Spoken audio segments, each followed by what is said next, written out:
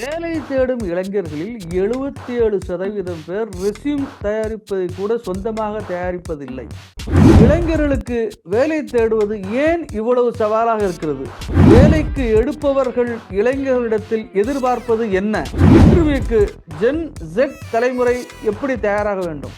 ரெஸ்யூமில் என்னென்ன தகவல்கள் இடம்பெற வேண்டும்? வேலை தேடும் இளைஞர்கள் எதையெல்லாம் கவனத்தில் கொள்ள வேண்டும்? வாருங்கள் இதை பற்றி இந்த காணொளியில் பார்க்கலாம்.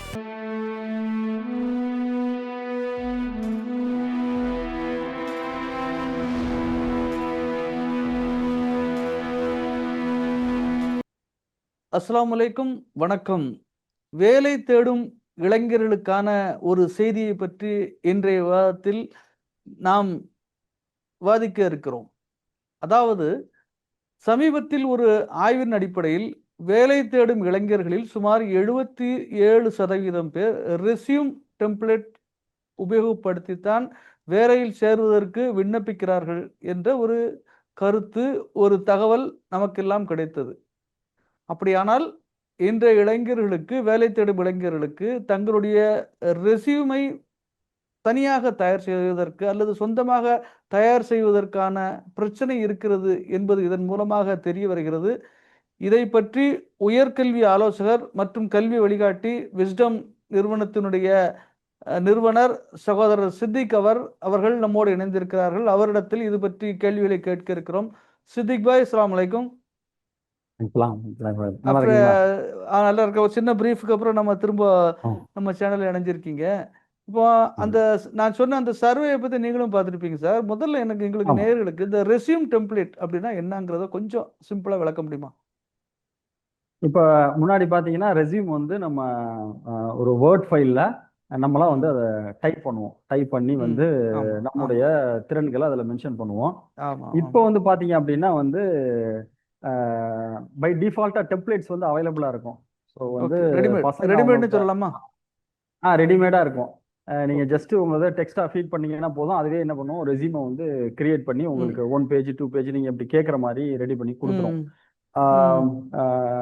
ஈவன் சில இப்போ கொஞ்சம் ஏஐ டூல்ஸ்லாம் வந்ததுல இருந்து சும்மா ரேண்டமா நீங்க ஏதாவது ஒன்று டைப் பண்ணா கூட உங்க ப்ரொஃபைல் வந்து ஒரு ஆஹா ஓஹோன்ற அளவுக்கு அதுவே வந்து டெவலப் பண்ணி ஒரு பெரிய ஒரு டாப் இன்டெலிஜென்ஸ் அப்படிங்கிறது அப்படி ப்ரொஜெக்ட் பண்ற மாதிரி அதுவே வந்து உங்களுக்கு ப்ரொஃபைலை கிரியேட் பண்ணி கொடுத்துரும். இப்போ நம்ம போட்டோ அப்லோட் பண்ணா போட்டோவோட சேர்த்து கூட அதை கிரியேட் பண்ணி கொடுத்துருது.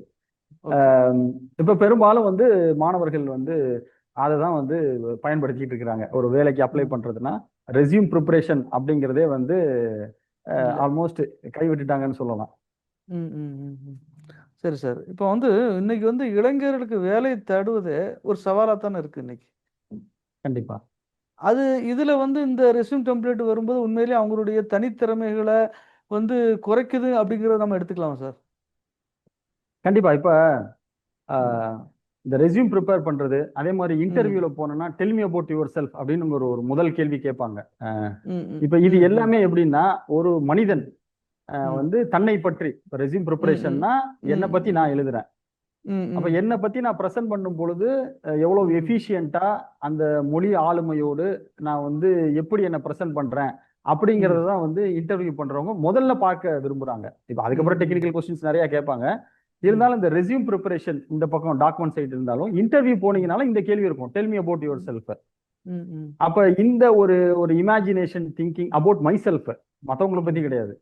அப்ப இது வந்து கண்டிப்பா ஒரு மனுஷனுக்கு தேவை. ஏன்னா சொல்லுவாங்கல்ல சுய பரிசோதனை அப்படின்னு, உன்னை பத்தி சொல்லுப்பா அப்படின்னும் போதுதான் ஒரு மனிதன் தன்னை பத்தி யோசிப்பான். நான் என்ன அச்சீவ் பண்ணியிருக்கேன், நான் என்ன படிச்சிருக்கேன். அப்பன்னா நல்ல அந்த கேப் தெரியும். ஓகே, நம்ம இவ்வளவு பண்ணல, இவ்வளவுதான் பண்ணிருக்கோம், அப்ப நிறைய செய்யணும், நிறைய கத்துக்கணும், தெரிஞ்சுக்கணும் அப்படிங்கிற அந்த ஒரு தேடல் வரும். நான் எந்த இடத்துல நிக்கிறேன், இந்த இடத்துக்கு போனா இன்னும் நான் எவ்வளவு தூரம் டிராவல் பண்ணணும் அப்படிங்கிற அந்த ஒரு தேடல் வரும்.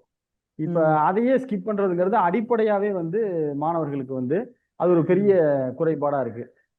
இன்னும் நீங்க பாத்தீங்கன்னா இன்டர்வியூ எடுக்கக்கூடிய எவ்வளவு மேனேஜர்ஸ் அவங்க சொல்லக்கூடிய ரிவ்யூஸ் எல்லாம் பாத்தீங்க அப்படின்னா, பசங்க வந்து முடிஞ்ச வரைக்கும் ஒரு 10 நிமிஷம் கூட ஒரு கேள்விக்கு உட்காந்து அது பதில் சொல்ல மாட்டேங்கிறாங்க, இந்தா அப்படின்னு சொல்லிட்டு ஒரு தட்டி விட்டுட்டு போகக்கூடிய ஒரு நிலையில தான் இருக்காங்க.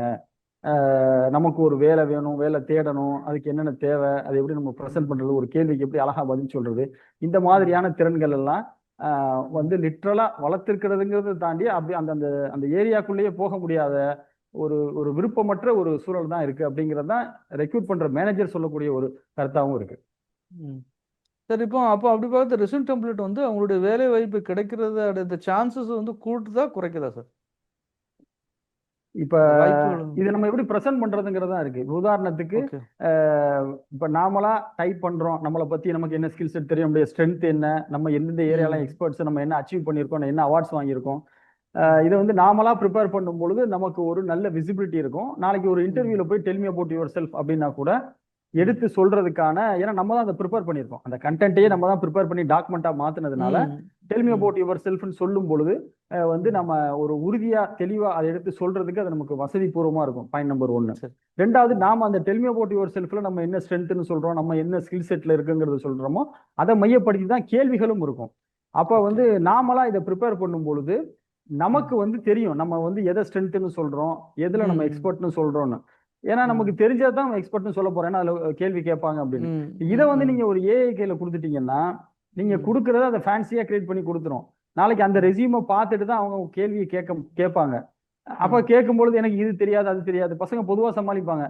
ஐ நோ லிட்டில் பட் அபவுட், அது சுத்தமா தெரியாது, இருந்தாலும் சொல்றப்ப என்ன சொல்லுவாங்கன்னா I have little knowledge about that அப்படின்னு சொல்லிட்டு ஸ்கிப் பண்ணுவாங்க. இது இன்டர்வியூ எடுக்கிறவங்களுக்கு தெரியும், அவனுக்கு அந்த தம்பி வந்து அவருக்கு தெரியல அப்படிங்கிறத இப்படி சொல்றாரு அப்படின்னு. அப்ப ரெசியூம் ஒன்னா இருக்கு, அவங்க பேசுற பேச்சு ஒன்னா இருக்கு அப்படிங்கும் பொழுது பெரிய கேப் வரும். என்ன பர்சனலா கேட்டீங்க அப்படின்னா ரெசியூம் வந்து செல்ஃபா ப்ரிப்பேர் பண்றதா நல்லது. ரெசியூம்னா ரெசியூம் ப்ரிப்பரேஷன் ஒரு டாக்குமெண்ட் கிடையாது. ஒரு 22 வயசு பையன், ஒரு டிகிரி முடிச்சவன், என்னை பத்தி நானே எழுதுறேன், சுருக்கமா எழுதுறேன், கதையா எழுதுறேன், என்னுடைய ஸ்ட்ரென்த்தை எழுதுறேன், என்னுடைய அச்சீவ்மெண்ட்டை எழுதுறேன், என்னுடைய அவார்ட்ஸை எழுதுறேன், என்னுடைய ரெகக்னைசேஷன் எழுதுறேன், என்னுடைய இன்ட்ரெஸ்டை எழுதுறேன். இது வந்து சுயமாக எழுதுவதுதான் சரியா இருக்கும். இப்படி சுயமா எழுதல ஏஐ வச்சு நம்ம ஏமாத்திட்டு போறோம் அப்படின்னா இன்னைக்கு வந்து பாத்தீங்கன்னா அதை வந்து கண்டுபிடிக்கிறதுக்கு எல்லா டூல்ஸும் இருக்கு. இப்போ இந்த இன்டர்வியூக்காக நீங்க சொல்லி இப்ப இந்த ஒரு 2 நாளைக்கு முன்னாடி கூட பாத்தீங்க அப்படின்னாக்க மெட்டாலையும் சரி கூகுள்லையுமே சரி இந்த ஆன்லைன் இன்டர்வியூ வந்து அவங்க வந்து க்ளோஸ் பண்ண போறாங்க. ஏன்னா அந்த பக்கம் வந்து ஏஐ வச்சு ஈஸியா எல்லா கேள்விக்கும் பதில் சொல்லிட்டு போயிடுறோம். ஏஐ தானே, தட்டின உடனே ஆன்சர் போகுது. அதனால வந்து இன்பர்சன் இன்டர்வியூ, எல்லா கெசட்ஸ் எல்லா எலக்ட்ரானிக்ஸ் டிவைஸையும் தனியா ஒதுக்கி வச்சுட்டு வெறும் பேப்பர்ல ரெசியூமை கொடுத்துட்டு வெறும் பேப்பர் டு பேப்பர் இன்டர்வியூ எடுக்கக்கூடிய அந்த தன்மைக்கு டாப் டெக் கம்பெனிஸே வந்து அதுதான் சிறந்தது அப்படிங்கிற மாதிரி அவங்க போறாங்க அப்படின்னும் போது கண்டிப்பா அப்படிதான் எல்லாரும் போவாங்க. போகும்பொழுது சொந்தமாக ப்ரிப்பேர் பண்றது அப்படிங்கிறது மிகச்சிறந்தது ஒண்ணு. ஒன்லி ஃபார் டிசைனிங் பர்பஸ், அந்த டிசைன் பண்றது இருக்குல்ல, நம்ம உட்காந்து டிசைன் பண்ணா கொஞ்சம் நேரம் ஆகும். டிசைனிங்காக மட்டும் வேணா ஏஐ டூல்ஸை வந்து நம்ம அணுகலாமே தவிர ரெசியூமையே ப்ரிப்பேர் பண்றதுக்காக அணுகிறதுங்கிறது எந்த வகைக்கும் அவங்களுக்கு வெற்றியை தரப்போறது இல்லை. ஓகே சார், இப்போ நீங்கள் சொன்னீங்க உங்களை பற்றி சொல்லுங்கன்னு சொல்லி ஹெச்ஆர்கள் அந்த இன்டர்வியூ எடுக்கிறவங்க கேட்பாங்க, குறிப்பாக ஹெச்ஆர் கேட்பாங்க, அதுலேருந்து உங்களுடைய அதில் அடுத்தடுத்து கொஸ்டின்ஸ் எடுப்பாங்க சார். இதை தவிர சார் ஒரு ஹெச்ஆர் வந்து என்ன ஒரு வர கிளையண்ட்டை வந்து, அதாவது அந்த கேண்டிடேட் வந்து என்ன எதிர்பார்ப்பாருங்கிறத நீங்கள் சொன்னீங்கன்னா நம்ம பார்க்கக்கூடிய நம்ம நேயர்கள் இளைஞர்களுக்கு தயாராக இருக்க உதவியாக இருக்கும் இல்லையா? கண்டிப்பா ஒரு அருமையான கேள்வி இது. இப்ப முதல்ல ரெசியூம்ல இருந்து ஆரம்பிப்போம். ரெசியூமை பொறுத்த வரைக்கும் எல்லாருமே அந்த 1 பேஜ் ரெசியூம் தான் எதிர்பார்க்கறாங்க. ஏன்னா அவங்களுக்கு என்ன தேவை அப்படிங்கிறத அந்த ரெசியூம்ல இருந்து தெரிஞ்சுக்க விரும்புறாங்களே தவிர நாம வந்து எந்த ஸ்கூல்ல படிச்சோம், எந்த ஸ்கூல்ல என்ன பர்சன்டேஜ் எடுத்தோம், இதெல்லாமே பெருசா யாரும் தெரிஞ்சுக்க விரும்புறதில்லை. ஸோ ரெசியூம்ல எது வந்து ஹைலைட்டடா இருக்கணும், எது ரொம்ப ஹைலைட்டடா இருக்கணும் அப்படின்னு பாத்தீங்க அப்படின்னா ஒரு இன்பர்சன் இல்லாம ஒரு கம்பெனிக்கு நீங்க ரெசியூம் அனுப்புறீங்க அப்படிங்கிற பட்சத்துல வந்து உங்க பேரு, உங்க லொகேஷன், ஸோ எந்த ஊரை தெரிஞ்சவங்க அப்படிங்கிறத ஃபர்ஸ்ட் அவங்க பார்க்க விருப்பப்படுவாங்க. அடுத்து வந்து பாத்தீங்கன்னா என்ன படிச்சிருக்காரு, எதுனா லேட்டஸ்டா படிச்சது, மாஸ்டர்னா மாஸ்டர்ஸ், யூஜினா யூஜி. ரொம்ப ரேரான பீப்புள் தான் வந்து என்ன பர்சன்டேஜ் எடுத்திருக்காங்கன்னு சைட்ல சும்மா அப்படி பார்ப்பாங்க. ஓகேவா, இவ்வளவுதான் அவரை பத்தி யாரு என்ன விவரம், அதுக்கு இவ்வளவுதான் டேட்டா பார்ப்பாங்க. அதுக்கப்புறம் பாத்தீங்க அப்படின்னா எதுல அவர் எக்ஸ்பர்ட், எந்த துறை சார்ந்தது வந்து அவர் தன்னுடைய எக்ஸ்பர்ட் லெவல் ஆஃப் நாலேஜ் எனக்கு இருக்குன்னு போட்டிருக்காரு. அதுதான் முதல்ல அவங்களுடைய அந்த ஐசைட்டுக்கு போகும். இதை வந்து பசங்க பெரும்பாலும் பாத்தீங்கன்னா அதுல எல்லாத்தையும் எக்ஸ்பர்ட் ஆகலைன்னா என்ன பண்ணுவாங்கன்னா அவங்க அந்த எக்ஸ்பர்ட்ங்கிறதை எந்த இடத்துலயும் மென்ஷன் பண்ணியிருக்க மாட்டாங்க. தெளிவா நீங்க வந்து எக்ஸ்பர்ட் அட் அப்படின்னே தெளிவா மென்ஷன் பண்ணி போடணும். இதுதான் என்னுடைய கோர் ஸ்ட்ரென்த், இங்க கோர் ஸ்ட்ரென்த்னு சொல்லலாம், இல்லைன்னா வந்து ஐ எம் எக்ஸ்பர்ட் அட் அப்படின்னு சொல்லலாம். இப்படி நான் வந்து இந்த திறன்களை உடையவன் அப்படிங்கிறத வந்து அதை தான் அவங்க தேடுவாங்க. இது சில ரெசியூம்ல பசங்க அப்படி ஒரு மாதிரி ரன்னிங் கண்டென்ட்டா போட்டிருப்பாங்க. தேடுறதுலே வந்து உண்மையாவே அவர் ஸ்ட்ரென்த்தை மென்ஷன் பண்ணியிருக்கலாம், ஆனா ம். கண்ணில் படுற மாதிரி மென்ஷன் பண்ணாதனால இந்த ரெஸ்யூம் தேவையில்லைன்னு ஒதுக்கி கூட வச்சிடறாங்க. ஆக்சுவலாக மென்ஷன் அப்ப கண்ணில் படுற மாதிரி அவருடைய கோர் ஸ்ட்ரென்த் இருக்கான்னு பார்ப்பாங்க. இதுக்கப்புறம் அவங்க என்ன பண்ணுவாங்கன்னா, இவங்க என்ன ஜாபுக்காக எடுக்கிறாங்களோ ஜேடின்னு சொல்லுவாங்க, ஜாப் டிஸ்கிரிப்ஷன், அது வந்து இந்த இன்டர்வியூ பண்றவர் கையில இருக்கும். என்ன பர்பஸ்க்காக அவர் வந்து வேலைக்கு எடுக்கிறாரோ அதுவும் நம்ம அந்த கோர் ஸ்ட்ரென்த் எக்ஸ்பர்ட்னு போட்டோம்ல, ஓரளவுக்கு மேட்ச் ஆகுதான்னு பார்ப்பாங்க. எக்ஸாக்டா எதுவும் மேட்ச் ஆகாது, ஓரளவுக்கு மேட்ச் ஆகுதான்னு பார்ப்பாங்க. மேட்ச் ஆனாலே டக்குன்னு அந்த ரெஸ்யூமே செலக்டட்னு வச்சிருவாங்க. இதுக்கப்புறம் நம்ம அடிக்கிற எந்த கதையும் எந்த ஹெச்ஆரும் படிக்கிறது இல்லை, எந்த ரெக்ரூட் பண்ற மேனேஜரும் படிக்கிறது இல்லை. ஏன்னா அவங்களுக்கு அந்த நேரம் இருக்காது. ஒரு ரெக்யூர் பண்ணிட்டு நீங்க போட்டீங்கன்னா ஒரு 100 ரெஸ்யூம் வந்து வரும். அப்போ பெரும்பாலும் அவங்க வந்து இதுதான் வந்து கவனிச்சு பார்ப்பாங்க. அவ்வளவுதான். அவங்க ரெக்யூர்மெண்ட்டுக்கு உங்களுடைய கோர் ஸ்ட்ரென்த் மேட்ச் ஆகல அப்படின்னா உடனே அது வந்து என்ன பண்ணிடுவாங்க, டக்குன்னு ரெஸ்யூம் தூக்கி போட்டு அடுத்த ரெஸ்யூம் எடுத்துருவாங்க. ஸோ மாணவர்கள் சொல்லக்கூடிய ஃபர்ஸ்ட் அந்த ரெஸ்யூம் ப்ரிப்பரேஷன்ல அவங்க பண்ண வேண்டியது, பேரு ஊரு போடுறோம், தட்ஸ் ஓகே, என்ன படிச்சிருக்கீங்க, அதே மாதிரி பர்சன்டேஜ், அந்த லேட்டஸ்ட் சும்மா ஸ்கூல் லெவல் பர்சன்டேஜ்லாம் தேவையில்லை, என்ன லாஸ்ட் டிகிரி ஒரு பர்சன்டேஜ் போட்டு வச்சுக்கலாம். அடுத்து மெயினா வந்து உங்களுடைய core strength, you are expert, what you know, எதுல வந்து நீங்க சிறந்தவரா இருக்கீங்க, எதுல வந்து உங்களுக்கு அதிக ஸ்ட்ரென்த் இருக்கு, எதுல வந்து நீங்க அச்சீவ் பண்ணியிருக்கீங்க, இதுதாமே வந்து நீங்க ஹைலைட்டடா போட்டா போதும். மற்றது வந்து பேருக்கு ஒரு இன்ஃபோக்காக இருக்கணும். சின்ன ஃபாண்ட் சைஸ்ல கூட மேபி வேற உங்களுடைய பயோடேட்டா சார்ந்த தகவலை சின்ன டெக்ஸ்ட் சும்மா கீழே ஓரமா போட்டு வச்சுக்கலாம். அது லிட்டரலா யூஸ்ஃபுல்லா இருக்காது. ஏன்னா அவங்களுக்கு அப்படி ஏதாவது ஒரு உங்களை செலக்ட் பண்ணிட்டாங்க, டேட்டா ஏதாவது தேவை அப்படின்னா அவங்களே கேட்டு தெரிஞ்சுக்குவாங்க. ஸோ இவ்வளவுதான் ரெஸ்யூம். இப்போ அடுத்து வந்து நம்ம இன்டர்வியூக்கு போறோம். இன்டர்வியூ போகும்பொழுது நான் சொன்ன மாதிரி tell me about your self அப்படிம்பாங்க. அதுலயுமே வந்து அவங்க கேட்கறதுக்கான நோக்கம் வந்து தன்னை பத்தி வந்து ஒரு கன்ஸ்ட்ரக்டிவா ஒரு பாசிட்டிவா வந்து இவரால் ப்ரெசென்ட் பண்ண முடியுதா அப்படிங்கிறத பார்ப்பாங்க. சில பேர் வந்து உண்மையாவே தெரிஞ்சுக்க, இப்போ வந்து ஒரு ஒரு ஒரு பர்சன் வராருன்னா ஐம் ஆட்டோமேஷன் இன்ஜினியர். இப்போ கம்ப்யூட்டர் சயின்ஸ்னா கம்ப்யூட்டர் சயின்ஸ்ல வந்து நூற்றுக்கணக்கான ஃபீல்டு இருக்கு. நான் கம்ப்யூட்டர் சயின்ஸ் இன்ஜினியர் அப்படிங்கிறது வந்து அது ஒரு சரியான பதம் இல்லை, தன்னை வெளிப்படுத்துவதற்கான சரியான பதம் அல்ல. நான் கம்ப்யூட்டர் சயின்ஸ் இன்ஜினியரிங்ல ஐம் ஆட்டோமேஷன் இன்ஜினியர், இல்லைன்னா நான் வந்து ஒரு டேட்டா அனாலிசிஸ்ட், நான் வந்து ஒரு கிளவுட் இன்ஜினியர். இப்படி அதுல இருக்கு ஏதாவது துறையில் நம்ம ஸ்பெஷலைசேஷன் பண்ணியிருப்போம். கண்டிப்பா ஃபைனல் இயர் படிக்கக்கூடியவங்க வந்து ப்ராஜெக்ட் எல்லாரும் பண்ணி ஆகணும். அது ஆர்ட்ஸ் அண்ட் சயின்ஸா இருக்கட்டும், சயின்ஸ் ஸ்டூடெண்ட்ஸா இருக்கட்டும், அப்படி இல்லைன்னா இன்ஜினியரிங் ஸ்டூடெண்டா இருக்கட்டும், ஃபைனல் இயர் எல்லாரும் ப்ராஜெக்ட் பண்ணுவாங்க. இப்போ அந்த ப்ராஜெக்ட்ல நம்ம ஒரு ஸ்பெஷலைசேஷன் எடுத்தா பண்ணுவோம். அந்த ஸ்பெஷலைசேஷனை மையப்படுத்தி நம்ம என்ன பண்ணணும்னா, நான் வந்து I'm this kind of person in the IT sector அப்படிங்கிறத நம்ம சொல்ல ட்ரை பண்ணணும். அடுத்து என்ன பண்ணுவாங்கன்னா டீப் டைவ் தான். அவங்க வந்து பாத்தீங்கன்னா பொதுவா இன்டர்வியூ எடுக்கிறவங்க வந்து நம்ம மேல இனி திணிக்க மாட்டாங்க. நாம எதை எக்ஸ்பர்ட்னு சொல்றோமோ அதுதான் கேள்வி கேட்பாங்க. இப்போ வந்து ஒரு பைத்தான் இருக்கு, ஒரு ஜாவா ப்ரோக்ராமிங் இருக்கு. நான் எக்ஸாம்பிளுக்கு ஐடி சொல்றேன், பொதுவாக அது எல்லாத்துக்குமே தான் பொருந்தும். அப்போ வந்து நான் எனக்கு ஜாவா தெரியாதுங்க, பைத்தான் தான் தெரியும்னா பைத்தான்குள்ள தான் கேட்பாங்க. நீங்க ஜாவா தெரியாதுன்றீங்க, ஸோ ஜாவால யாரும் கேள்வி கேட்க போறது இல்லை. நீங்க எதை தன்னை எக்ஸ்பர்ட் லெவல்னு சொல்றீங்களோ அதுல இருந்து என்ன பண்ணுவாங்க, எக்ஸ்பர்ட் லெவல்னு உங்களுக்கு கொஸ்டின்ஸ் கேட்பாங்க. அதுக்கு வந்து நீங்க யூ ஷுட் பி ப்ரிப்பேர்ட், அது ப்ரிப்பேர்ட் ஆன்சர் பண்ற மாதிரி இருக்கணும். இது வந்து ஒரு லெவல் ஆஃப் இன்டர்வியூ இருக்கும். அடுத்த ஸ்டேஜ் அப்படின்னு பாத்தீங்கன்னா ரொம்ப ப்ராக்டிக்கலா ஹேண்ட்ஸ் ஆனா, இப்போ ஒரு ஐடி துறைன்னு எடுத்துக்கிட்டீங்கன்னா ஒரு பேப்பர் கையில கொடுத்து கூட ஒரு டாஸ்க் கொடுத்து அதை அப்படியே கையில கோட் எழுதி காட்டுங்க அப்படின்றாங்க. இன்னும் அட்வான்ஸா சில இன்டர்வியூஸ், இப்போ லாஸ்ட் மந்த் சில இன்டர்வியூஸ் நடந்தது.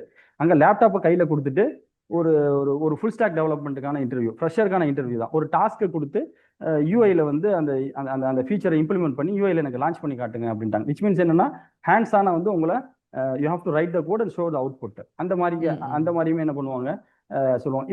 இப்போ இருக்கக்கூடிய அந்த ட்ரெண்ட் ஆஃப் இன்டர்வியூஸ்லாம் இதுதான் போகுது. அப்போ மாணவர்கள் வந்து எது ஃபோக்கஸ் பண்ண சொன்ன மாதிரி உங்களுடைய ஸ்ட்ரென்த், வாட் யூ ஆர் எக்ஸ்பர்டட், இந்த கேள்வி நீங்க எப்போ கேட்டுக்கிட்டே இருக்கணும். இதை வந்து இம்ப்ரூவ் பண்ணிக்கிட்டே இருக்கணும். இதை வந்து இதுல வந்து பாத்தீங்கன்னா நிறைய ஆட் பண்ணும். எனக்கு வந்து பைத்தானா, நான் வந்து Python I'm expert level in Python அப்படின்னு சொல்லணும். Full stack I'm expert in full stack development, whatever it takes. நீங்க ஒரு டாலி பிரைமா இருக்கலாம், எந்த டிபார்ட்மெண்ட் எந்த ஏரியாவும் எடுத்துக்கலாம். ஸோ ஒரு குறிப்பிட்ட துறையில எக்ஸ்பர்ட்டுங்கிற இதை வந்து அவங்க அதிகப்படுத்திட்டே போகணும். தனக்கான ஒரு ப்ரொஃபைல் அவங்க கிரியேட் பண்ணணும். படிக்கிற காலத்திலே சொல்றேன். ப்ரொஃபைல் எது சொல்றேன்னா, நீங்க என்ன யார் பண்ண ஆட்டோமேஷன் இன்ஜினியர், நான் ஒரு டேட்டா சயின்டிஸ்ட், நான் ஒரு டேட்டா அனாலிசிஸ்ட், அந்த மாதிரி உங்களுக்குன்னு ஒரு ப்ரொஃபைலை கிரியேட் பண்ணி அதுக்கான டூல்ஸ் ஸ்கில்ஸ் எல்லாம் வந்து டெவலப் பண்ணி வச்சுக்கிட்டு உங்களை ப்ரொமோட் பண்ணும்பொழுது, அப்படி ப்ரொமோட் பண்ணும்பொழுது டக்குன்னு உங்களை ஹையர் பண்றதுக்கு வசதியா இருக்கும். இது ஒரு சைடு. இதுக்கு மாற்றமா வந்து எனக்கு எதுவும் ஓவராலா தெரியும், எல்லாமே எனக்கு பேசிக்ஸா தெரியும், எனக்கு இது பேசிக்கா எனக்கு எல்லாமே தெரியும், நீங்க எந்த வேலை கொடுத்தாலும் நான் செய்வேன், இந்த மாதிரி சொல்லவே கூடாது. இந்த எந்த வேலை கொடுத்தா சொல்லுவாங்கிறதே தப்பு, சரிங்களா? You should be very specific. எந்த வேலை கொடுத்தானா, இப்போ நம்ம அந்த கம்பெனில வாட்ச்மேன் வேலை இருக்கு, நம்ம செய்ய போறது இல்லை. ஒரு வேலைக்காக விண்ணப்பிச்சிருக்கோம்னா அது சார்ந்து நம்முடைய அறிவு திறமையை ப்ரூவ் பண்ணி நம்ம ட்ரை பண்ணணும். இதெல்லாம் தான் மாணவர்கள் வந்து இன்டர்வியூ போகும்பொழுது கவனிக்க வேண்டியது. சார், அப்புறம் வந்து இந்த கவர் லெட்டர் சம்மந்தமாக வந்து ஆய்வில் சொல்லியிருக்காங்க. இந்த கவர் லெட்டருங்கிறது இன்னும் தேவையா இல்லை அது அப்படியே இருக்கு? இல்ல இப்ப யாரும் அது கவர் லெட்டர் யாரும் பெருசா ஒரு ஆர்வப்படுத்தி பண்றது இல்ல. பாக்குறது இல்ல, பண்றது இல்ல. அது அது ஒரு காலம் இருந்தது, இப்ப அது இல்லை. பட் இருந்தாலும் ஒரு ஒரு சின்ன ஷார்ட் சம்மரி போடுறது அப்படிங்கிறது யூஸ்ஃபுல் தான். யூஸ்ஃபுல் அப்படின்னாக்கா அது அது எதுக்காகன்னா அட்ராக்டிவ் தான். ஏன்னா நீங்க அதுல பார்த்து பிடிச்சி இழுத்து உங்க ரெஸ்யூம் அவங்க கிளிக் பண்ணி படிச்சு பார்க்கணும். அதனால அட்ராக்டிவா ஒரு 2 லைன் போடுறதுங்கிறது தட்ஸ் ஃபைன், போதும், அவ்வளவுதான். இப்போ அந்த மாதிரி இந்த சாஃப்ட் ஸ்கில்ஸ்ன்னு சொல்லுவாங்க, இந்த அடிஷ்னல் குவாலிஃபிகேஷன் ஆமா. நினைக்கிறேன். அதை பத்தி வந்து எப்படி அதில் கொண்டு வரணும், எப்படி அதில் ஹைலைட் பண்ணி காமிக்கலாம்? இப்போ நீங்க சாஃப்ட் ஸ்கில் எடுத்தீங்க அப்படின்னாக்கா, சாஃப்ட் ஸ்கில்ல பல டைப் இருக்கு. கம்யூனிகேஷன் சைட்லேயே நிறைய இருக்கு. கமாண்ட் அண்ட் லாங்குவேஜ் இருக்கு, அது நிறைய இருக்கு. அதே மாதிரி இன்னொன்று பார்த்தீங்க அப்படின்னாக்கா செல்ஃப் மேனேஜ்மெண்ட்ல வந்து இப்போ ஒரு ஒரு செல்ஃப் இனிஷியேட்டிவா இருக்கிறதா இருக்கட்டும், அதே மாதிரி ஹேண்ட்லிங் த பீப்புளா இருக்கட்டும், இந்த மாதிரியான ஒரு ஒரு ஒரு ஒரு ஒரு இன்ட்ராபர்சனல் ஸ்கில்ஸும்பாங்க. அதே மாதிரி கம்யூனிகேஷன் சைட்லையுமே இருக்கு. ஆனா இதுல பாத்தீங்க அப்படின்னா கம்யூனிகேஷன் அளவுக்கு ஒரு ஃப்ரெஷர் மாதிரி திங்க் பண்ணீங்கன்னா நீங்க கம்யூனிகேஷன் ஸ்கில் டெவலப்மெண்ட் அந்த அளவுக்கு இருந்தா போதும். மற்றபடி இன்னும் நிறைய ஒரு இன்ட்ராபர்சனல் ஸ்கில்லா இருக்கட்டும், மேனேஜரியல் ஸ்கில்ஸா இருக்கட்டும், அதெல்லாமே வந்து உங்களுக்கு உள்ள போக போக தான் தேவைப்படும். ஒரு என்ட்ரி லெவல் ஜாபுக்கு நல்ல ஒரு கம்யூனிகேஷன் ஸ்கில், அதை மட்டுமே ஒரு சாஃப்ட் ஸ்கில் சைடு டெக்னிக்கல் இல்லாம சாஃப்ட் ஸ்கில் சைடுன்னு எடுத்துக்கிட்டீங்க அப்படின்னாக்கா ஒரு நல்ல கம்யூனிகேஷன் ஸ்கில்ல வந்து நீங்க டெவலப் பண்ணிக்கிட்டாலே sufficient for entry level jobs. நீங்க அதுக்கு மேல மேல போக தான் நிறைய உங்களுக்கு தேவைப்படும். இதுவே வந்து உங்களுக்கு போதும். இந்த கம்யூனிகேஷன் ஸ்கில்ல நான் சொன்ன மாதிரி குரூப் டிஸ்கஷன் இருக்கு, அதே மாதிரி வந்து ஒரு நரேட்டிவ் ஸ்கில் இருக்கு. ஏன்னா இது எல்லாமே கேட்பாங்க. கம்யூனிகேஷன் ஸ்கில்லுங்கிறத நான் ஒரு வார்த்தையில சொல்லிட்டேன், பட் அதுல நிறைய செக்டார்ஸ் இருக்கு. ஒரு குரூப் டிஸ்கஷன் பாங்க, 10 பேர்கிட்ட வந்து ஒரு டாப்பிக்கை கொடுத்து டிஸ்கஸ் பண்றதா இருக்கட்டும். அதே மாதிரி வந்து நரேட்டிவ் ஸ்கில்ஸ், இப்போ டெல் மீ அபௌட் யுவர் செல்ஃப்ங்கிறோம், அது சொல்றதா இருக்கட்டும். அதே மாதிரி டிபேட் ஸ்கில், இப்போ வந்து அவங்க ஒரு பாயிண்ட்ஸை வந்து ஒரு ஆர்குமெண்ட் பண்ணுவாங்க, அதை வந்து நீங்க மறுத்து பேசணும் இல்ல சாதகமா பேசணும். இதெல்லாமே வந்து ஒரு டேட்டா பாயிண்ட்ஸோட வந்து இவர் எடுத்து வைக்கிறாரா அப்படிங்கிறதெல்லாம் பார்ப்பாங்க. சரி, அது அவுட்கம்மை யாரும் விருப்பப்படுறது இல்லை. இருந்தாலும் ஒரு செய்தியை ஏற்கிறதோ மறுக்கிறதோ அது வந்து எந்த அளவுக்கு ஒரு ஆதாரத்தின் அடிப்படையில் ஒரு டேட்டா பாயிண்ட்ஸ் அடிப்படையில் அது எப்படி ப்ரெசென்ட் பண்றாரு. இது வந்து கம்யூனிகேஷன்ல நிறைய செக்ஷன்ஸ் இருக்கு. இது ஒன் ஆஃப் த செக்ஷன்ஸ். இது இந்த ஏரியால தான் மாணவர்கள் ஃபோக்கஸ் பண்ணாலே போதும். ஏன்னா எண்ட் ஆஃப் த டே உங்களுக்கு ஜாப் அப்படிங்கிறது நீங்க இன்டர்வியூ நம்மள பண்றாங்களா இல்லையா, அவங்களோட பேசி பேசி அவங்கள வந்து நம்ம அவங்கள வந்து we have to prove ourselves. இந்த வேலைக்கு முழு தகுதியானவன் நான் அவங்கள வந்து நம்ம அவங்க மைண்ட் செட்டை அந்த அளவுக்கு கொண்டுட்டு போகணும்னா நம்மளுடைய பேச்சு திறமை தான். ஆமா. அப்ப அந்த பேச்சு திறமைய அந்த கம்யூனிகேஷன் ஸ்கில், சாஃப்ட் ஸ்கில் செக்டாரை பொறுத்த வரைக்கும் என்ட்ரி லெவலுக்கு கம்யூனிகேஷன் ஸ்கில் நல்லா ஸ்ட்ராங்கா இருந்தாலே சஃபிஷியன்ட். சரி, இப்போ இந்த நிறைய ஏஐ டூல்ஸ் தான் யூஸ் பண்றாங்க, சாட் ஜிபிடி உள்ளிட்ட. இதை வந்து எந்த அளவுக்கு இவங்க வந்து ஒரு ஜாப் சீக்கர், அதாவது வேலை தேடுறவர் வந்து எந்த அளவுக்கு வரைக்கும் உபயோகப்படுத்தலாம்னு ஒரு வரையறை இருக்கும்ல சார், அதை சொல்லுங்க. இல்லை, கண்டிப்பா. நீங்க நம்ம வந்து ஏஐ டூலை வந்து இன்னைக்கு நாலேஜ் டெவலப் பண்றது அப்படின்னு எடுத்துட்டாலே எவ்வளோ ஏஐ டூல்ஸ் வந்து நமக்கு ரொம்ப ஹெல்ப்ஃபுல்லா இருக்கு. இப்போ நிறைய பேர் எல்லா வகையிலுமே சாட் ஜிபிடி தான் எல்லாரும் யூஸ் பண்றாங்க. அது இல்லாமல் இப்போ நிறைய டூல்ஸ் எல்லாமே வந்துருச்சு. இதை வந்து நீங்க லேர்னிங்காக பயன்படுத்தணும். நல்லா ஞாபகம் வச்சுக்கணும். நம்முடைய வேலைகளை செய்வதற்காக பயன்படுத்தக்கூடாது. லேர்னிங்னா வந்து ஒரு புது டெக்னாலஜி இருக்கு, அதை வந்து லேர்ன் பண்ணணும்னு நம்ம நினைக்கிறோம். வெளியில கோர்ஸ் காசு கட்டி படிக்கிறது ரொம்ப செலவாகும். ஆன்லைன் டூல்ஸை யூஸ் பண்றோம். இப்போ எல்லாமே ஏஐ எனேபிளா தான் வருது, எல்லா டூல்ஸுமே. அப்போ அதுல வந்து நம்ம ஸ்பெசிஃபிக்கா கஸ்டமைஸா நான் வந்து லெட்ஸ் இப்போ நான் ஒரு பிகாம் பேக்ரவுண்டு பட் பைத்தான் கத்துக்கணும்னு நினைக்கிறேன். இந்த மாதிரி வந்து நான் ஒரு நான் ஐடி பேக்ரவுண்டு பைத்தான் கத்துக்கணும்னு நினைச்சேன்னா இப்போ எனக்கு வந்து நான் ஃபர்ஸ்ட் என்ன படிக்கணும், செகண்ட் என்ன படிக்கணும், இது ஒரு இந்த தகவல் எல்லாமே ஏஐ கொடுக்கும். ஸோ இந்த மாதிரி லேர்னிங்காக நம்ம ஏஐ வந்து முழு மூச்சா பயன்படுத்தலாம். மற்றபடி வேலை தேடுவதற்கும் இப்போ ஏஐ டூல்ஸ் எல்லாம் வருதுன்னு வைங்களேன், பட் அந்த அளவுக்கு எஃபிஷியன்ட் இல்லை. பட் சர்ச்சிங் வேலையை தேடுவதற்கு ஏஐ டூல்ஸை பயன்படுத்தலாம். மற்றபடி ரெஸ்யூம் ப்ரிப்பரேஷன் பண்றதா இருக்கட்டும், ஏஐ நம்பி இன்டர்வியூ போறாங்க இன்னைக்கு பசங்க. எத்தனையோ பேர் ஆன்லைன் இன்டர்வியூ போட்டா இதே மாதிரி தான் ஃபேஸ் டு ஃபேஸ்ல பசங்க இதுக்கு அங்கிட்டு ஒரு என்ன பண்றாங்க, அப்படியே பேக் சைட்ல பாத்தீங்க அப்படின்னா ஒரு லேப்டாப் ஒன்று வச்சுக்கிட்டு கேள்வி கேட்கும்போது அந்த கேள்வி அப்படியே நரேட் பண்றான். அந்த நரேஷன் தான் பண்றான். Sir you have asked the very good question. So you asked about the ஒரு சும்மா சொல்றேன், what are the possible option to insert element in the list அப்படின்னு ஒருத்தர் கேள்வி கேட்கிறார் பைத்தான்லனா. இதை ஐட்ரேட் பண்ணும் பொழுது என்ன ஆகுது அப்படின்னா உங்களுக்கு பேக்ரவுண்ட்ல இருக்க ஸ்கிரீன்ல அதுக்கான ஆன்சர் வந்து ஓடுது. அது ஏஐ டூல் என்ன பண்ணுறது, வாய்ஸை ரெகக்னைஸ் பண்ணி அது வந்து உங்களுக்கு அந்த டேட்டாவை எடுத்து காட்டுது. அதை அப்படியே எடுத்துட்டு and this is answer for your question சார்னு அழகா சொல்லிட்டு போயிடலாம். இது இப்படி நம்பி போகாதீங்க. ஏன்னா இதெல்லாம் இப்போ கண்டுபிடிக்க ஆரம்பிச்சாங்க. ஸோ ஏஐ வந்து லேர்னிங்காக பயன்படுத்தலாமே தவிர ஏஐ வந்து ஜாப் இன்டர்வியூ கிளியர் பண்றதுக்காக பயன்படுத்துறதுங்கிறது ப்ராக்டிகலி நாட் பாசிபிள். ஆனா நீங்க சொன்ன மாதிரி அந்த ஜென் ஜி அந்த இளைஞர்கள் மத்தியில இப்போதைக்கு இது ரொம்ப ஃபேமஸா இருக்கு. ஈவன் நிறைய படிக்கக்கூடிய இளைஞர்கள் வந்து இதை வந்து ஒரு தப்பா நினைச்சுக்கிட்டு நம்ம இதை வச்சு எப்படி வேலை வாங்கிடலாம் நினைச்சுக்கிட்டு அந்த படிப்புல கவனம் செலுத்தாம அவங்க இன்ன பிற தேவையில்லாத வேலைகள்ல கவனம் செலுத்தி நேரத்தை வீக்கக்கூடியதையும் பார்க்குறோம். பட் ப்ராக்டிக்கலா கம்பெனிஸ் இதெல்லாம் கேப்சர் பண்ற அளவுக்கான ஒரு தொழில்நுட்பத்தோட தான் எல்லா கம்பெனியும் இருக்கிறதுனால இனிமே வந்து இந்த ஒர்க் ஃப்ரம் ஹோமா இருக்கட்டும், நிறைய கம்பெனிஸ் நான் பாக்குறேன். எல்லா கம்பெனியும் முன்னாடி இந்த கோவிட்ல ஒர்க் ஃப்ரம் ஹோம் கொடுத்துருந்தாங்க, இப்போ எல்லாரும் டேரக்டா வர சொல்லிட்டாங்க. அதே மாதிரி இன்டர்வியூ, ஆன்லைன் இன்டர்வியூஸ் நிறைய போச்சு, விர்ச்சுவல் இன்டர்வியூஸ் நிறைய, இப்போ எல்லாமே க்ளோஸ் பண்ண ஆரம்பிச்சிட்டாங்க. ஏன்னா இந்த மாதிரி ஏஐ டூல்ஸ் மூலியமா வந்து ஃபேக் பண்ணி உள்ள வந்துடுறாங்க அப்படின்னு. ஸோ அதனால மாணவர்கள் வந்து லேர்னிங்காக ஏஐ பயன்படுத்தலாம். அதை தவிர்த்து ஏஐ வந்து நமக்கு வேலை வாங்கி ஏஐ டூலை பயன்படுத்தி இன்டர்வியூ கிளியர் பண்ணலாம்னு நினைக்கிறது சாத்தியமான ஒரு அம்சம் இல்லை. சரி, இப்போ நம்ம இவ்வளோ தூரம் பார்த்தோம். இப்போ வந்து எது இல்லாமல் நீங்கள் நிறைய இளைஞர்கள் வந்து உங்கள்கிட்ட ஆலோசனை கேட்பாங்க, நீங்கள் போகிற இடங்கள் நிறைய பேரை சந்திக்கிறீங்க. காமனாக வந்து ஒரு ஜாப் சீக்கர், வேலை தேடுறவர் தன் வேலை தேடும்போது செய்யக்கூடிய சில மிஸ்டேக்ஸ் அப்படின்னு நீங்கள் காமன் மிஸ்டேக்ஸ் இருக்கும்ல எல்லா இடத்துலையும், அந்த மாதிரி மிஸ்டேக்ஸ்ன்னு நீங்கள் ஏதாவது ஃபைண்ட் அவுட் பண்ணி அதை சரி பண்ணிக்கலாம்னு சொன்னோன்னா எங்கள் நேருக்கு நீங்கள் பகிர்ந்துக்கலாம். கண்டிப்பா ஒரு அருமையான கேள்வி இது. ஏன்னா இது கொஞ்சம் நான் ப்ராடராகவே கேட்கலாம், கொஞ்சம் பெரிய ஒரு கொஞ்சம் பெருசாவே பார்ப்போம். அதாவது என்னன்னா, அகாடமிக்கும் இண்டஸ்ட்ரிக்கும் என்ன கேப்? ஒரு அகாடமிக்னா ஒரு கல்லூரியில மாணவர் படிக்கிறாரு, ஏன் வந்து அவர் ஒரு இண்டஸ்ட்ரியில ஜாப் எடுக்க முடியல? அப்ப அந்த கேப்பை ஃபில் பண்றதுக்குன்னு பாத்தீங்கன்னா நிறைய கோர்ஸ், அதுக்கு பணம், லட்சம் காசு பணம், அது ஒரு பெரிய செக்டார்னு வச்சுக்கோங்களேன். அப்ப இது அகாடமிக்குங்க, இண்டஸ்ட்ரி ஓரியன்டா இல்ல, அப்ப இண்டஸ்ட்ரி கேப் ஃபில் பண்றோம், இப்படி நிறைய நீங்க பாக்குறத பார்க்கலாம். அப்ப மாணவர்கள் எங்க மிஸ்டேக் பண்றாங்க? அகாடமிக்னா என்ன, இண்டஸ்ட்ரின்றாங்களே, அப்புறம் இண்டஸ்ட்ரிக்கு அகாடமிக் என்ன கேப் இருக்கு? அப்ப நான் வந்து இண்டஸ்ட்ரி ஸ்டாண்டர்டுக்கு நான் வந்து படிக்கணும்னா நான் என்ன செய்யணும்?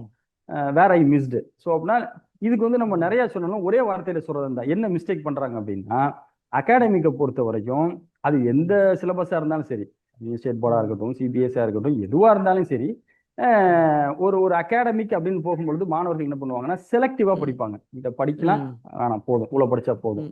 அந்த படிச்சதுலையும் பாத்தீங்க அப்படின்னாக்கா அதுல இருக்கிற மாதிரி அவர் அப்படியே படிக்கணும்னு நினைக்க மாட்டாங்க. ஒரு கம்மா போட்டா என்ன, புள்ளி போட்டா என்ன, ஸ்டார் போட்டா என்ன, கோர்ஸ் போட்டா என்ன, இந்த வார்த்தையை போட்டா என்ன, போடாட்டி என்ன, இப்படி என்ன பண்ணுவாங்கன்னா பேப்பர்ல எழுதி அவங்க வந்து அந்த பழகி வச்சுட்டு ஒரு சப்ஜெக்டை முழுசா படிக்கணும், 100% தெரிஞ்சுக்கணும் அப்படின்னு அவங்க விருப்பப்படுறது இல்லை. ஏதோ 4 கேள்வி தெரிஞ்சு அதை முன்ன பின்ன அந்த ஒரு மாதிரி எழுதி 60-70 மார்க் எடுக்கணுங்கிற இந்த மைண்ட் செட் இருக்குல்ல, இந்த மைண்ட் தாட்டு, இதுதான் அகாடமிக். இது இண்டஸ்ட்ரிக்கு ஒர்க் அவுட் ஆகாது. இப்போ உதாரணத்துக்கு நீங்க ஒரு பைத்தான் கோட் அடிக்கிறீங்க அப்படின்னா அதுல வந்து கமாண்ட் போட்டா கமாண்ட் தான் போடணும், கமாவை எடுத்துட்டு டாட்னு போட்டீங்கன்னா எரர் அடிச்சிடும். ஸோ இண்டஸ்ட்ரிங்கிறது எப்படி ஒர்க் ஆகும் அப்படின்னாக்கா 100% ஆஃப் லேர்னிங்கா இருக்கலாம், சொல்றத 100% செய்யுது. இந்த மைண்ட் செட்டை மாத்தினாலே போதும், அவ்வளவுதான். மாணவர்கள் செய்யக்கூடிய ஒரே தப்பு தான். இப்போ நீங்க கேட்ட கேள்விக்கு வர பாருங்க, இப்படி ஒரு நான் என்ன மிஸ்டேக் பண்றேன், ஒரு நல்ல ஒரு பெரிய கம்பெனில எனக்கு வேலை கிடைக்க நான் என்ன செய்யணும்னா ஒண்ணுமே இல்லை. நீங்க முழுக்க எதையுமே 100% செயல்படுத்தணும். 100 நான் சொன்னல, ஒரு பைத்தான் கோட் எழுதுறீங்க, அதுல கமாண்ட் போட்டிருக்கு, கமாக்கு பதிலாக டாட் போட்டா என்ன அப்படின்னு டாட் போட்டீங்கன்னா எரர் அடிச்சிருதுல. இப்போ என்ன அர்த்தம்? ஒரு சின்ன டாட் புள்ளி கமா கூட சொல்லுவாங்களா, அட்டை டு அட்டை படிக்கிறது, அந்த மாதிரி இயல்பாகவே 100% ஒரு விஷயத்த கத்துக்கணுங்கிற அதுதான் இண்டஸ்ட்ரி ஸ்டாண்டர்ட். அதுதான் கொஞ்சம் எழுதி மார்க் 60-70% எடுக்கணும் அகாடமிக் ஸ்டாண்டர்ட். இந்த கேப்புங்கிறது இவ்வளவுதான்.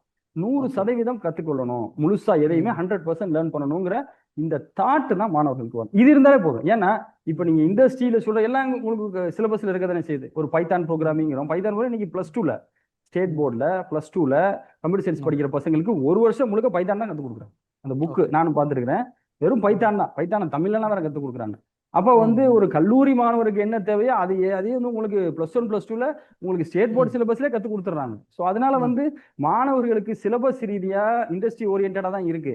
என்னன்னா சிக்கல், முழுசா படிக்க மாட்டாங்க பசங்க. அப்போ அரைகுறையா படிச்சுட்டு அரைகுறையா ப்ரெசென்ட் பண்ணும் பொழுது கண்டிப்பா அது மிஸ்டேக்ஸ் வரும். கண்டிப்பா அது வந்து போகாதுப்பாங்களா. இப்போ உங்களுக்கு ஒரு 10 அடி பள்ளம் இருக்கு, ஒருத்தர் ஓடி வந்து 3 அடி தாண்டுறாரு, அவர் பள்ளத்துக்குள்ளதான் விழுவார். இன்னொருத்தர் ஓடி வந்து 9 அடி தாண்டுறாரு, அவரும் பள்ளத்துக்குள்ளதான் விழுவார். 10 அடி பள்ளத்தை தாண்டணும்னா ஓடி வந்து 10 அடி தாண்டணும். அந்த மாதிரி வந்து படிச்ச பையன் படிக்காத பையன் ஏன் யாருக்குமே வேலை கிடைக்கிறது இல்லை அப்படின்னா 100% முழுமையாக படிக்கணும் அப்படிங்கிற அந்த மைண்ட் செட்டோட நீங்க தொழில்நுட்பத்தை அணுகலாம். இப்போ அந்த ஒரு பைத்தான் ப்ரோக்ராமிங் இருக்கலாம், எதை இருந்தாலும் ஒரு டேலி பிரைமா இருக்கலாம், எதை நீங்க கத்துக்கணும்னு நினைச்சாலும் 100% கத்துக்கணும் அப்படிங்கிற அந்த மனநிலையோட அணுகுனாலே அந்த மைண்ட் செட் தான். லிட்டரலா பாத்தீங்கன்னா எல்லாமே ஒரு மைண்ட் செட் தான். மைண்ட் செட்டை பசங்க மாத்திரம் அகாடமிக் மைண்ட் செட்ல இருந்து இண்டஸ்ட்ரி மைண்ட் செட். ஒரு இண்டஸ்ட்ரி மைண்ட் செட்டுங்கிறது 100 out of 100, டாட்னா டாட், கமானா கமா, அவ்வளவுதான். அந்த டிசிப்ளின் சொல்லுவாங்கல்ல, சில வீட்டுல எல்லாம் பாத்தீங்கன்னாக்கா ஒரு சாப்பிடும் பொழுது நீங்க ஆமா வந்து ஆமா இந்த கையில தான் சாப்பிடணும், இப்படிதான் சாப்பிடணும், ஆமா. ஏன் இந்த தண்ணி பாட்டில் அங்க வச்சா என்ன, இப்படி கேட்க கூடாதுமாங்கல்ல. உண்மையாவே இண்டஸ்ட்ரி அப்படிதான் ஒர்க் ஆகும். ஏன் டாட்டுக்கு பக்கத்துல கம்மா போட்டா என்ன அப்படி கேட்க முடியாது. போட்டீங்கன்னா எரர் அடிச்சுட்டு வந்துடும். ஸோ அந்த டிசிப்ளினை, ரூல்ஸ் அண்ட் ரெகுலேஷன்ஸை முறையாக நடைமுறைப்படுத்தக்கூடிய அந்த பக்குவத்தை மாணவர்கள் வளர்த்துக்கிட்டாலே போதும். அவ்வளவுதான். நீங்க இதுக்கப்புறம் நிறைய சொல்லலாம், பட் இது ஒண்ணு இருந்தா போதும். ஒன்று இருந்தால் போதும், அடுத்தடுத்த விஷயங்கள் தன்னாலே அவங்களுக்கு வந்து வந்து அவ்வளவு சேர்ந்துரும் தானே சொல்லலாம். வந்துடும். ஏன்னா எல்லாமே அவங்க சிலபஸ்லேயே இருக்கு. ஒன்றும் பெருசா நீங்க ஒரு இன்டர்வியூ கிளியர் பண்றதுக்கான டேட்டா கண்டென்ட் வந்து ஒரு அண்ணா யூனிவர்சிட்டியில படிக்கிறீங்கன்னா அண்ணா யூனிவர்சிட்டி சிலபஸ்ல இருக்கு. இது 100% படிச்சுட்டு போனா முடிஞ்சு. எல்லாரும் வேலை வாங்கலாம். சார், இப்போ இவ்வளோ நேரம் மாணவர்களை பற்றி பேசணும். இப்போ வந்து மாணவர்களை வேலை தேடுறதை பேசணும். இந்த மாணவர்கள் ஒரு ஆசிரியர்களாக இருப்பாங்க இல்லையா, அவங்களுக்கு ஒரு சவாலான காலம் தானே. ஒரு ப்ராஜெக்ட் எடுத்துக்கிட்டு தான் பிள்ளைகள் வந்து சேட் ஜிபிடியில் எல்லாம் பார்த்துட்டு வந்து பண்ணும்போது அதை அவங்க கண்டுபிடிச்சாகணும் ஒன்று. ஏன்னா அவங்க மாணவர்களை உருவாக்க வேண்டிய வேலை இருக்குது. அதே மாதிரி தான் ஹெச்ஆர்ஸாக இருக்கவங்களுக்கு வந்து அவங்களுடைய ஸ்டாஃப்ட்டை வந்து அவுட்புட் எடுக்கணும்னா அவங்க இதே மாதிரி ஒரு ஒரு ஏஐ டூர்லேருந்து எடுத்துகிட்டு வராங்கன்னா, அப்போ இன்னைக்கு அவங்களுடைய வேலை வந்து இன்னும் ஒரு சவாலாக மாறிட்டு தானே இருக்குது. இந்த சவாலை அவங்க எப்படி எதிர்கொள்வாங்க சார்? அருமையான ஹெச்ஆர்ஸ் கேள்வி இது. டீச்சர்ஸ். நாங்க கல்லூரிகள்ல நிறைய செஷன்ஸ் எடுக்கிறோம். பெரும்பாலும் கல்லூரிகளில் போகும்பொழுதே இப்ப நீங்க கேட்கிற கேள்வி வந்து அங்க இருக்க ப்ரொஃபசர்ஸ் ஆல்ரெடி கேட்கறாங்க. ஈவன் காலேஜ் பிரின்சிபல்ஸ் எல்லாம் கூட இதை கேட்கறாங்க. என்ன சார், எதை சொன்னாலும் பசங்க சாட் ஜிபிடியில போட்டு ஏதாவது ஒரு ஏஐ டூல யூஸ் பண்ணி என்ன பண்றாங்க, அவுட்கம் கொடுக்குறாங்க. ஆனா அவங்க நல்லா தெரியுது இது சாட் ஜிபிடி தான் செஞ்சது, இவன் செய்யலன்னு. இவன் செய்யாத வரைக்கும் இவனுக்கு நாலேஜ் வரப்போறது இல்ல. இப்படி இருந்தா இவனால எக்ஸாம் எழுதி கூட பாஸ் பண்ண முடியாது. இப்ப எங்கிட்டு போய் வேலை வாங்குற அளவுக்கு போறது. இப்ப இதை எப்படி ஓவர் கம் பண்றது அப்படின்னா, அப்ப வந்து நான் அவர்களுக்கு சொன்ன அறிவுரை தான் பேசிக்ஸா, அதாவது வந்து அப்ளிகேஷன் ஓரியன்டா நீங்க எந்த டாஸ்க் கொடுத்தாலுமே ஏஐ வச்சு அவங்க செஞ்சிருவாங்க. பட் கோர் கான்செப்ட் ஓரியன்டா நீங்க உங்க டீச்சிங் மெத்தடாலஜியை மாத்தணும். அந்த அடிப்படை அறிவுன்னு இருக்குல்ல. இப்ப உதாரணத்துக்கு நீங்க ஐடி உலகத்தை எடுத்துக்கோங்க. ஐடி உலகத்துல ஜாவா இருக்கு, பைத்தான் இருக்கு. இது எல்லாமே லாங்குவேஜ். இதுக்கெல்லாம் அடிப்படைன்னு ஒன்று எடுத்தீங்கன்னா அது வந்து ப்ரோக்ராமிங் ஸ்கில் அப்படிம்பாங்க. ப்ரோக்ராமிங் ஸ்கில், லாஜிக்கல் திங்கிங் அப்படிம்பாங்க. அப்ப என்னன்னா இது சார்ந்து உங்களுடைய பயிற்றுவித்தல் பயிற்சி முறை இருக்கணும். இது அவங்க என்னதான் அதுல போட்டா வராது. என்ன சொல்லுவாங்க. அப்ப இது சார்ந்த அறிவை நீங்க கொடுத்துட்டீங்கன்னாலே போதும். அது சாட் ஜிபிடில போட்டு வர்றது வெறும் கோடு தாங்க, அதனால ஒண்ணும் இல்லை. அப்ப ஆசிரியர்கள் வந்து தங்களுடைய அந்த டீச்சிங் மெத்தடாலஜிஸை வந்து ஃபண்டமெண்டல் சார்ந்து என்ன பண்ணணும், மாத்தணும். இப்ப எப்படி இருக்கு அப்படின்னா ஒரு புக்ஸ் இருக்கும், சிலபஸ் இருக்கும், அவங்களுக்கு தெரியும் என்னென்ன கொஸ்டின்ஸ் கேட்பாங்கன்னு. அந்த அப்ளிகேஷன் ஓரியன்டாங்க, இது வேற வார்த்தையில சொல்லணும். அல்ல எக்ஸாம் ஓரியன்ட்னு வச்சுக்கோங்களேன். ஒரு எக்ஸாம் ஓரியன்ட் டீச்சிங்கிறது பெரும்பாலும் இருக்கு. அதான் உண்மை. ஏன்னா எண்ட் ஆஃப் த டே எல்லாருக்கும் என்ன, ஒரு ஸ்கூலா இருந்தா 100% தேர்ச்சி. ஒரு கல்லூரியா இருந்தது அப்படின்னாக்க என் டிபார்ட்மெண்ட்ல யாருக்கும் அரியர் இல்லை. எல்லாரும் இந்த இலக்கை நோக்கி தான் ஓடுறாங்கல்ல. இந்த இலக்கை மாத்தணும். இந்த இலக்கு வந்து இனிமே வந்து சூட்டபிளா இருக்க போக வாய்ப்பு இல்லை. ஏன்னா ஏஐ டூல்ஸ் வர்றது, ஏஐ டூல் போன்ல வந்துருச்சு. இப்ப ஸ்மார்ட் போன் இல்லாம யாரும் எந்த கல்லூரி மாணவன் இருக்காரு? எல்லா மாணவரும் கையில ஸ்மார்ட் போன் வச்சிருக்காரு. எல்லா ஆப்பா வந்துருச்சு. அப்போ அந்த ஃபண்டமெண்டல்ஸ், அது எக்ஸாம் ஓரியன்ட் டீச்சிங் அப்படிங்கிற அந்த மோடுல இருந்து மாறி டீச்சர்ஸ் வந்து என்னன்னா ஃபண்டமெண்டல் அடிப்படை அறிவு சார்ந்து பயிற்றுவித்தலை நோக்கி நகர்ந்தாதான் மாணவர்களையும் அதை நோக்கி திருப்ப முடியும். இந்த அடிப்படை அறிவு சார்ந்த பயிற்றுவித்தல் இருக்குல்ல, இது வந்து ஒரு ஏஐ வந்து ஒன்றும் பெரிய அவுட்புட்டை கொடுத்து போறது இல்லை. ஏஐ வந்து பெருசா ஒன்றும் சப்போர்ட் பண்ண. ஆனா ஏஐ கண்டிப்பா தேவை. எப்ப தேவை? இந்த அடிப்படை அறிவோடு அவனுக்கு கொடுக்குற அப்ளிகேஷன் டாஸ்க்கை வந்து ஏஐ கம்ப்ளீட் பண்ணி கொடுக்கும். ஆனா இந்த அடிப்படை அறிவை போதிக்கக்கூடிய வகையில என்ன பண்ணணும், ஆசிரியர்கள் மாறணும். அவங்கள்ட்ட சொன்னதை தான் நீங்க இனிமே வந்து இந்த syllabus, book, exam question, 100% pass rate, இதை நோக்கி போகாதீங்க. இது வந்து எக்ஸாம் ஓரியன்ட் டீச்சிங்னு சொல்லுவாங்க. அதை டோட்டலா தவிர்த்துட்டு ஒரு எலக்ட்ரோமேக்னெட்டிக் வேவ்ஸ்னா என்ன, எதுக்காக அதை கண்டுபிடிச்சு வச்சிருக்காங்க, இதனுடைய அடிப்படை என்ன, இதை அடுத்து எப்படி மேம்படுத்தலாம், இன்றைய காலகட்டத்தில் அதனுடைய பயன்பாடுகள் எப்படி இருக்கு, எதிர்கால தேவைகள் என்ன, இந்த மாதிரி உங்களுடைய மையப்படுத்தி நீங்க அது சார்ந்த பயிற்றுவித்தல, அது சார்ந்த டீச்சிங்கை கொடுக்கும் பொழுது கண்டிப்பா மாணவர் அது பேப்பர் கிளியர் பண்ணிடுவாரு. மேலும் அது சார்ந்த ஒரு ஆராய்ச்சி அவர் செய்யணும்னு நினைக்கிறாரு, அது சார்ந்த ஒரு அப்ளிகேஷனை உருவாக்கணும்னு நினைக்கிறாரு அப்படின்னா கட்டாயமாக நீங்க கற்றுக் கொடுத்த அந்த அடிப்படை கல்வி வந்து ரொம்ப பயனுள்ளதா இருக்கும். அதனால வந்து ஆசிரியர்களுமே வந்து பாத்தீங்கன்னா they have to revisit, rethink, retrain themselves. ஏன்னா அவங்க ட்ரெயின் ஆனதுன்னா பசங்களை ட்ரெயின் பண்ண முடியும். அதை இதை நோக்கி என்ன பண்ணணும், அவங்க போகணும். அடுத்து பாத்தீங்க அப்படின்னா அகைன் அந்த எக்ஸாமினேஷன் ஓரியன்டை தாண்டி இண்டஸ்ட்ரி நீடு, இண்டஸ்ட்ரியில வந்து இன்னைக்கு என்ன எக்ஸ்பெக்டேஷன் இருக்குங்கிறத இண்டஸ்ட்ரி பீப்புளோட இன்ட்ராக்ட் பண்ணி தெரிஞ்சுக்கிட்டு அதுக்கு ஏற்ற மாதிரி மாணவர்களை அவங்க ட்ரெயின் பண்ணணும்.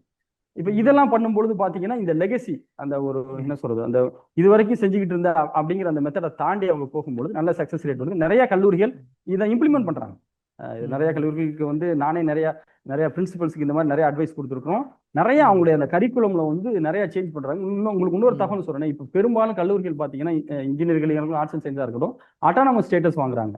அட்டானமஸ் ஸ்டேட்டஸ் அவங்க வாங்குறதுக்கு ரீசனே என்னன்னா, அவங்களுடைய தேர் ஓன் கரிக்குலம் அதை அவங்க ஃப்ரேம் பண்ணணும். இப்ப நான் சொன்னேன், இந்த மாதிரி கரிக்குலமா அவங்க மாத்தி அமைக்கணும். அட்டானமஸ் வந்தா தான் அதை மாத்தி அமைக்க முடியும். இப்ப அந்த மாதிரி பண்றாங்க. பெரும்பாலும் கல்லூரிகள் அட்டானமஸ் வாங்குறதுக்கான மெயின் ரீசனே அதுதான்.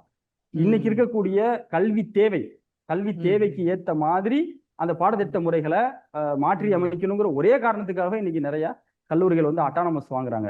இண்டஸ்ட்ரியோட கொலாபரேட் பண்ணிட்டு முழுக்க சிலபஸ் வந்து அவங்களே டிஃபைன் பண்ணிக்கிறாங்க.